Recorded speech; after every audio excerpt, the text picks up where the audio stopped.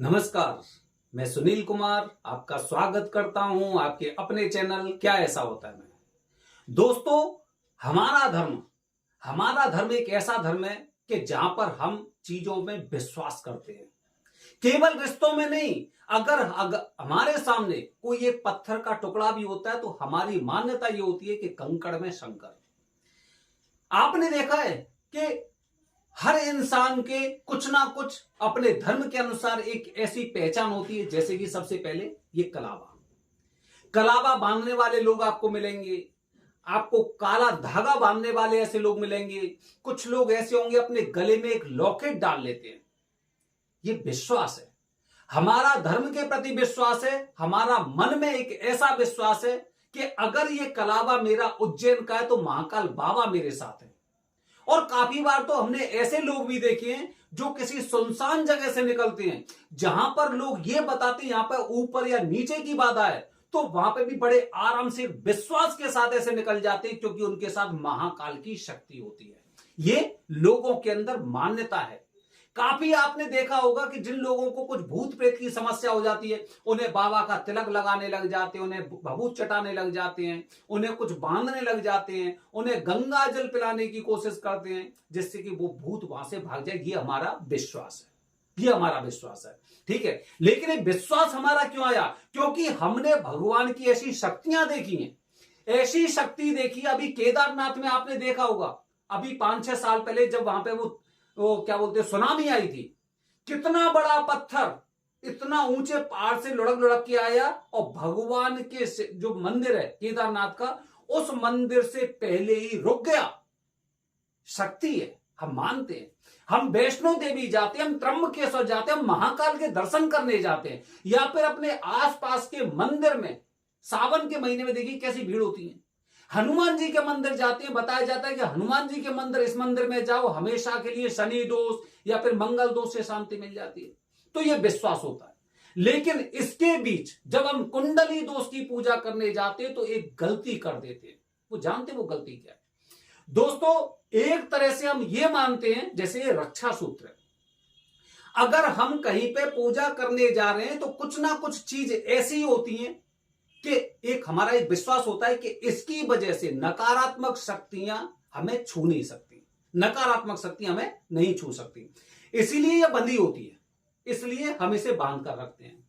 उसके पश्चात काफी लोग गले में माता रानी का, हनुमान जी का, भगवान शिव का, शिव परिवार का लॉकेट डाल लेते हैं। ऐसा लगता है कि इसे देखते ही वो शक्ति, नकारात्मक शक्ति वो भाग जाएगी।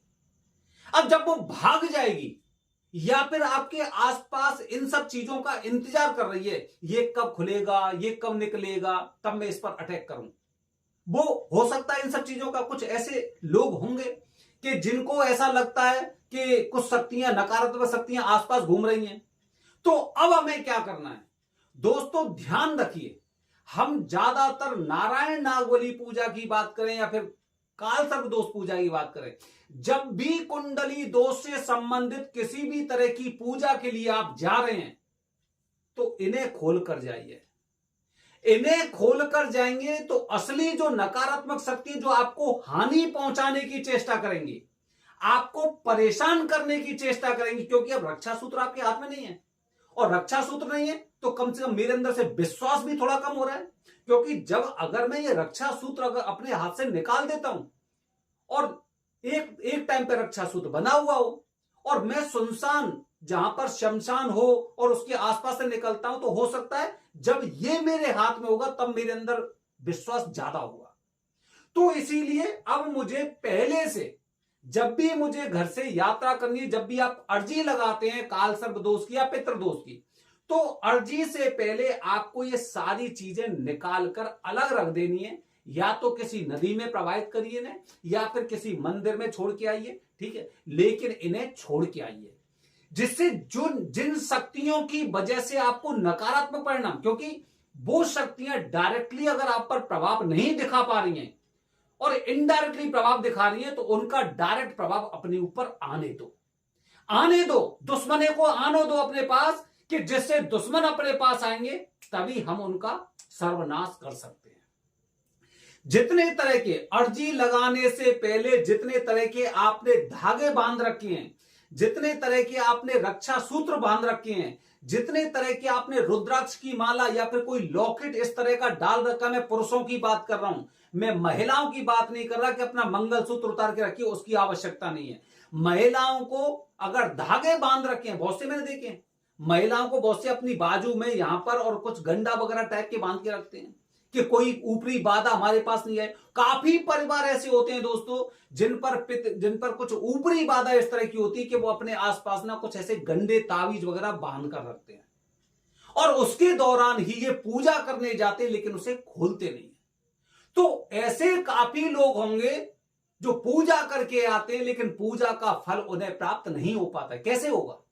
कैसे होगा? क्योंकि जो अभी बंधन बंधा हुआ था वो बंधन बंधे में ही पूजा हुई और आपकी शरीर में वो शक्तियां अंदर पूरी तरह से नहीं पहुंच पाई। लेकिन अगर रक्षा सूत्र बंधा होता तो जैसे आपने वो महाभारत के बारे में सुना होगा, देखिए आपको गहराई में जाना होगा इन सब बातों को समझने के लिए। महाभारत में क्या हुआ, जब दुर्योधन अपनी माता से नग्न अवस्था में मिलने जा रहे थे तो केवल आंखों की रोशनी की वजह से तो उनका शरीर एकदम लोहे का होना था। तभी तो भगवान श्री कृष्ण ने एकदम ऐसी मतलब चाल चली थी कि अपनी माता के सामने पहली बार जाओ तो कम से कम पत्ते ही लपेट जाओ, तभी तो उसने वो वाला हिस्सा कमजोर हो गया था। बाकी केवल आंखों की रोशनी से और दुर्योधन का पूरा शरीर लोहे जैसा हो गया था।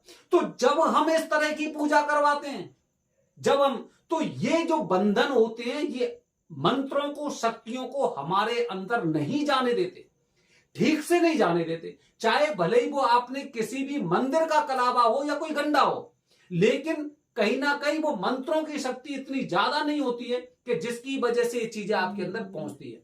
और जब आप घर पे आते हैं तो आपको कुछ पूजा का कुछ खास परिणाम दिखाई नहीं देता है। तो दोस्तों आपको बेहद सतर्क रहना है। कहते ना कि दुश्मनों को घर में मारने में एक अलग ही मजा आता है। मैं वैसे ही बात नहीं कर रहा, मेरी बातों को गलत और अन्यथा ना लें। हम ऐसी बात कर रहे हैं जो मुद्दा भी चल रहा है कि पूजा करने से पहले नकारात्मक शक्तियों से हमें किस तरह से निपटना चाहिए। जिन परेशानियों की वजह से मैं त्र्यंबकेश्वर पहुंच रहा हूं या उज्जैन पहुंच रहा हूं, तो सबसे पहले उन परेशानियों को आप अपने पास बुला लो। ऐसी सारी चीजें खोल के रख दो। अर्जी वाले दिन पूजा करके आइए, गुरुजी वहां पर आपको रक्षा सूत्र बांधेंगे, जिसकी वजह से जैसे ही पूजा होगी तो पूजा के माध्यम से आपके शरीर में एक अलग तरह की शक्ति का संचार होगा। और फिर जैसे ही कलावा बांध दिया जाएगा, रक्षा सूत्र बांध दिया जाएगा, तो उसके पश्चात वो शक्ति आपके अंदर मौजूद ही रहेगी। ये इसके पीछे एक लॉजिक होता है दोस्तों। अगर आपको लॉजिक समझ में नहीं है तो महाभारत देख लेना। जब दुर्योधन अपनी माता से मिलने जा रहे थे तो उसे देखेंगे तो आप समझ जाएंगे कि मैं क्या कहना चाह रहा हूं।